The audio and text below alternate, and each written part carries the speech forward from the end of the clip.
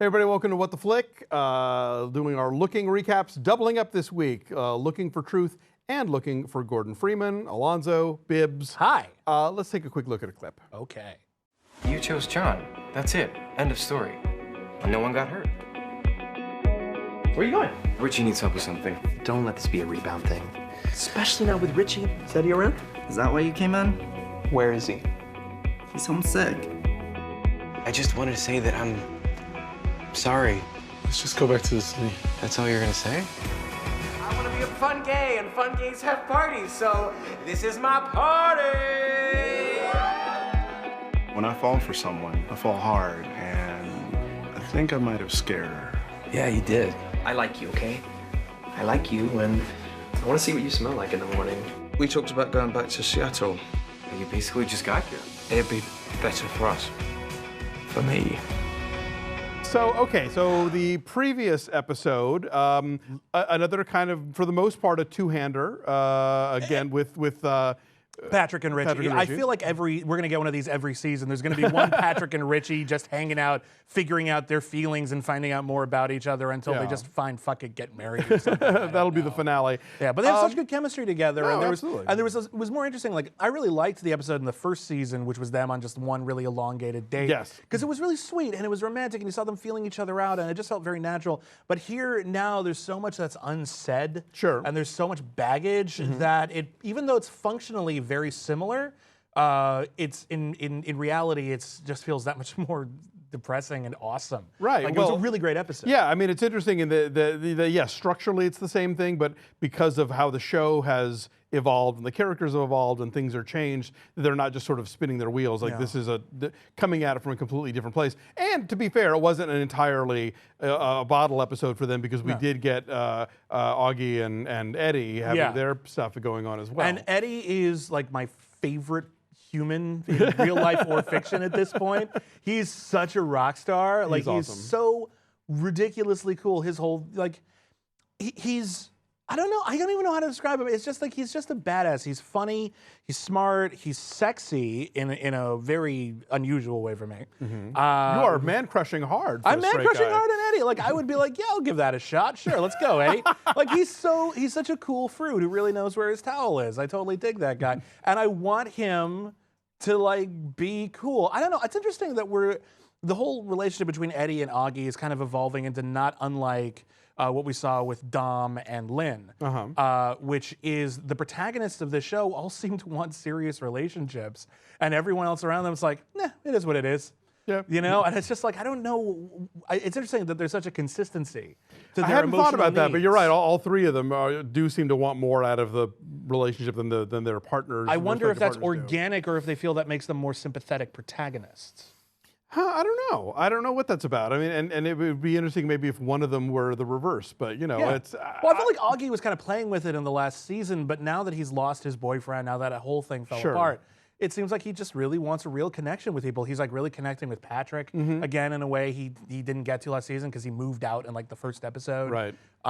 So Yeah, he's definitely, I think, sort of finding himself and trying to figure out his own stuff, and I think maybe part of that thing is that I think the show is perhaps implying that he needs to find out all that stuff on his own, you know, and that getting a relationship is not the thing for him right now, but he's still going to pursue it. You know, I really am still fascinated with how the Patrick Kevin dynamic is unfolding. Yeah. You know, first with Patrick kind of just sort of putting the walls up last week, and then Kevin showing up at the Halloween party with John, his boyfriend, and vice versa. Yeah. That was a dick move. That was totally. not cool. And God, and as soon as Patrick reaches for the karaoke mic, I was like, God. oh boy. Oh, it's gonna be this scene. Every time there's a scene like that in a movie where someone's gonna make this really outlandish, embarrassing statement and everything like that, I can't help it. It's like, you know, some people, like when you see like a needle in a movie, you go, that's how I am whenever there's a scene. So I was on my couch going, don't say things. No, it was wonderfully cringy. I was so reminded of the terrible. great Don Denbo throwdown on the L word for people Nice. who watch that show.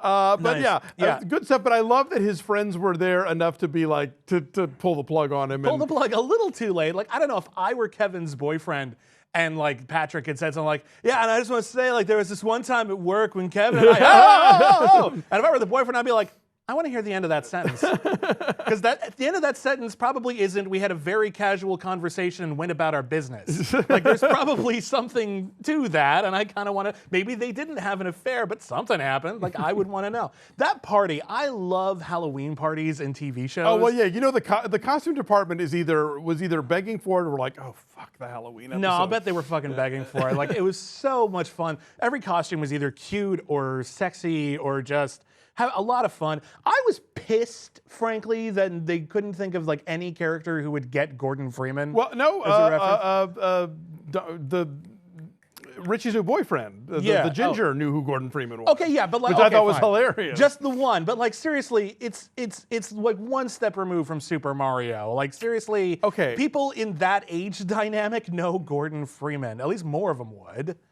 I'm old, so I don't know. but- Half-Life is like one of the Citizen Kanes of the video game industry. It's like people know it. I bought the joke that it was something because got the joke, everybody's had that costume that you have to keep explaining to people. Oh, you sure, know? sure. I don't know. I just feel like it would have been a bit more appropriate if he had been something a little bit more obscure than that. Like he had been like, I don't know, like, I forget his name, like the business suit guy in Half-Life who only shows up to like sort of give you a Deus Ex Machina and say something creepy before the game ends. Like that would have been, the name escapes me. Well, but maybe these are people who were not as immersed in video games as you. It was and a as good Patrick costume, though. I wonder where he got it. That does not look like something you get at a store. Right. That was a really cool Gordon Freeman costume. I thought that was badass.